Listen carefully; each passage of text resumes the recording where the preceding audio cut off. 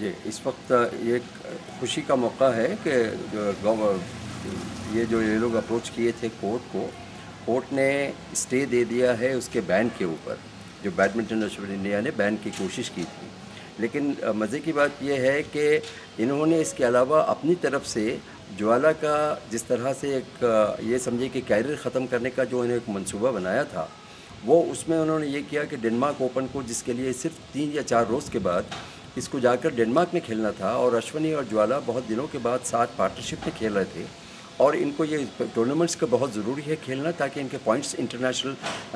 हासिल हों और इनकी रैंकिंग ऊपर जाए। लेकिन उन्होंने उसकी एंट्री विड्रॉ कर ली डेनमार्क ओपन से।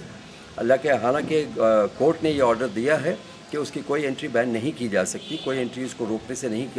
रोका जा सकता कहीं बाहर इंटरनेशनल टूर्नामेंट खेलने से। तो मेरा ये ख्याल है कि ये अथॉरिटीज़ जो है ये कोई पर्सनल उसके अगेंस्ट कुछ जाना चाह रहे हैं, और देखा जाए तो उसने कोई गलती नहीं की थी। यह माफ़ी चाहने के लिए कह रहे थे, जिसमें माफ़ी का कोई चांस ही नहीं था क्योंकि उसने गलती नहीं की थी।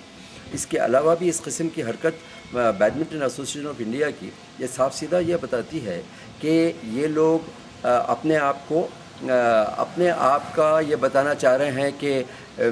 हमारा ये पावर है, वो माफ़ी चाहे, जो गलती नहीं की है उसके लिए भी माफ़ी चाहे। वो ये चाहते हैं कि इसको खामोश करके, इसको अपने जो एक आउटस्पोकन ये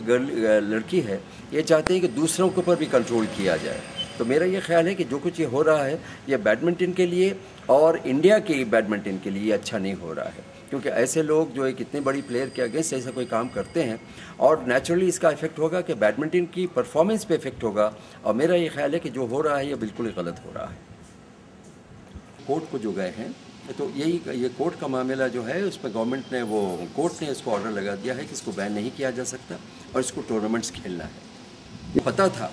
मैं ये कहता हूँ कि उनको पता था कि कोर्ट की तरफ से चूँकि कोई केस ही नहीं है और कोर्ट ये इसको ऑर्डर देगा कि इसको खेलने से नहीं रोका जा सकता, तो इन्होंने अपनी तरफ से एक हरकत ये की कि उसकी एंट्री जो है, जो डेनमार्क ओपन को जाना था आज से सिर्फ 4-5 रोज़ के बाद, उसकी एंट्री वहाँ से विड्रॉ कर ली। और तो मेरा ये ख्याल है कि ये बहुत ही गलत हरकत बैडमिंटन एसोसिएशन ऑफ इंडिया की है कि अपना पावर बताना चाहते हैं, जबकि वो खिदमत के लिए है, बैडमिंटन को ऊपर लाने के लिए है। और एक ऐसा प्लेयर जो कि इतना नाम उसने रोशन किया है इंडिया का, और अब भी वो उसको चांसेस है कि बहुत इंडिया का नाम रोशन कर सकती है, और ऐसे प्लेयर के आगे इस किस्म की हरकत करना मेरे ख्याल है कि बहुत ही नाजायज़ हरकत है बैडमिंटन एसोसिएशन ऑफ इंडिया की। पार्टनरशिप बनती है और एक पार्टनरशिप को डेवलप होने में बहुत टाइम लगता है, और एक प्लेयर को परफॉर्मेंस देने में बहुत टाइम लगता है। और ये पहली पार्टनरशिप है इंडिया की विमेंस डबल्स में जिसने इतना बड़ा परफॉर्मेंस दिया है। ज्वाला पहले भी श्रुति के साथ भी कई अच्छे परफॉर्मेंसेस दे चुकी है,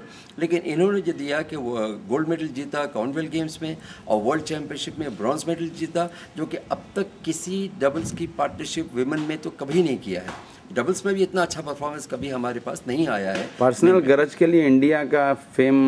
जी हाँ, पर्सनल, मैं यही कह रहा हूँ कि उन लोगों का अपना पर्सनल ग्रज की वजह से वो इंडिया का नुकसान करने से भी नहीं चूक रहे हैं, जो मेरे ख्याल से ये बहुत ही गलत बात। सबसे बड़ी अफसोस की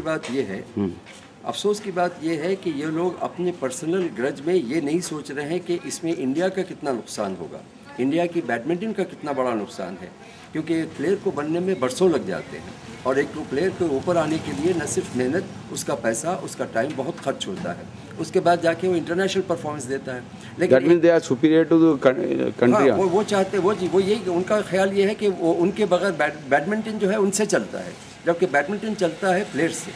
तो ये प्लेयर्स को दबा के ये चाहते हैं कि हम जो चाहते हैं, हम जो अथॉरिटी दिखाना चाहते हैं प्लेयर्स पे, वो हो जाए। सबसे अफसोस की बात यही है कि वो कंट्री की भलाई जिसमें होना चाहिए वो नहीं देख रहे हैं, बल्कि पर्सनल वेंडेटा और पर्सनल ग्रज और पर्सनल अथॉरिटी के लिए, पर्सनल पावर के लिए जो कुछ कर रहे हैं वो इसके लिए कर रहे हैं।